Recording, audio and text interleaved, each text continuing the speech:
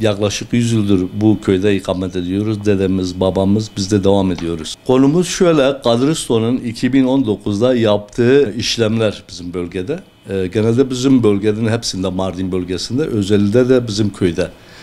Örnek vermek gerekirse, bizim 94 yılında yapılmış bu köye ait ilkokul var. Mardin'de ikamet adına soyadı Kanioğlu olan bir kişinin adına tapulama yapılmış.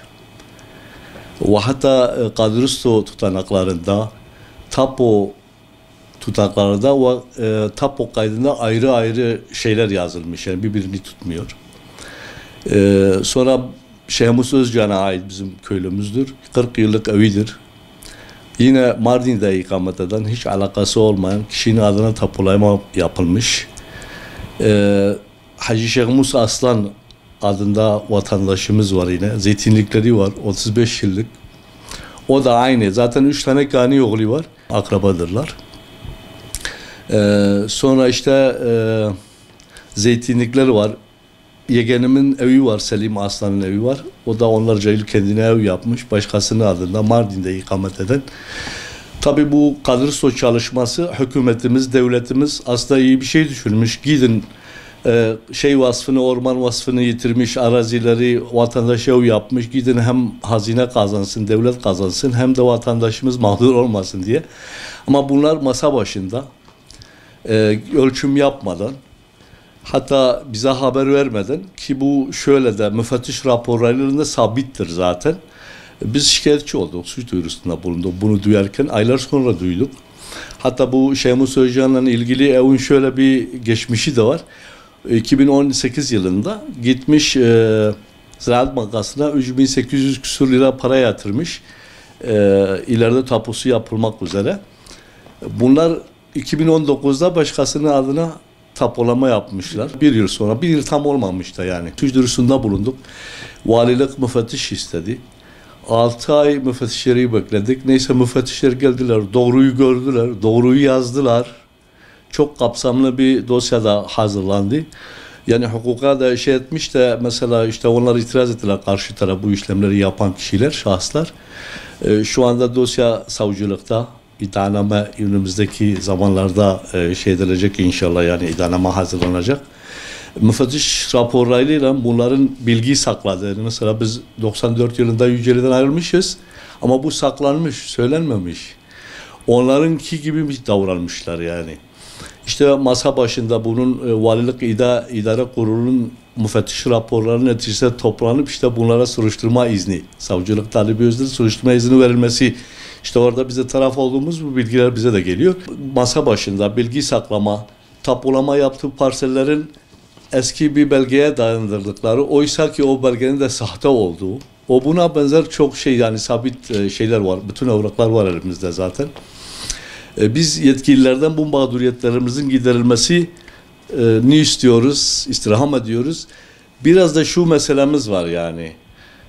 Bu 1994'te köy olmuşuz. Gizli saklı yok. Dönemin ilgili yetkililerine lazımsa her şey yapılmış. Kadristo'nun ihmalkarı mı diyelim? Valilik, özel idarenin bunu bilemiyoruz da, yani gelip orada şeyin belirlenmesi lazım. Kadristo dilinde diyor ki sayısallaştırma. O ayrılan yere koordinat verecekler. Verilmemiş. Bunu ancak 2017 yılında öğrendik.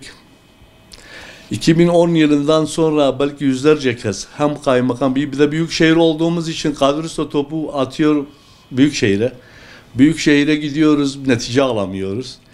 Köyümüzün idari sınırlarının belirlenmesini özellikle talebimiz budur. Zaten öbür taraf hukuka intikal etmiştir. İnşallah gereken hukuk süreci devam edecektir. Pandemi nedeniyle de çok geç oldu. İnşallah güzel neticeler alırız kanaatindeyiz. Fakat özellikle bu idari sınır, yani bu Vali Bey, Büyükşehir Belediye Başkan Vekili, Sayın Valimizin, Sayın Kaymakamımızın Hüseyin Çam Kızıltepe Belediye Başkan Vekili ve Kaymakamımız bu işe el atması lazım. Yani ben birkaç kezdir gitmişim, dilekçelerimiz, komisyonlar kuracak, gelip idari sınır belirleyecek, bir türlü gelemiyorlar.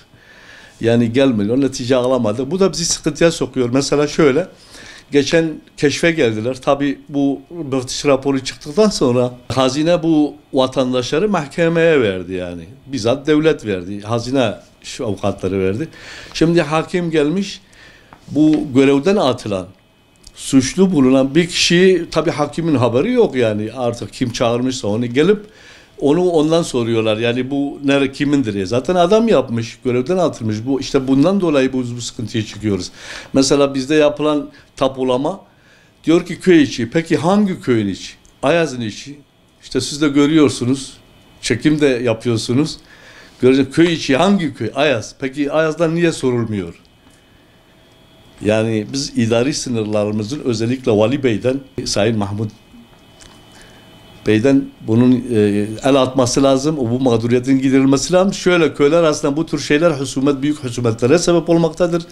Nasıl bir devlet bir taş yerini bir devlete vermemek için savaşı köylüler de öyledir. Ben yine hukuki yoldan eğer ben arada olmasaydım şimdi belki yaşlılarımız bunu kavga gürültüyle halletmeye çalışacak. Ben bırakmıyorum.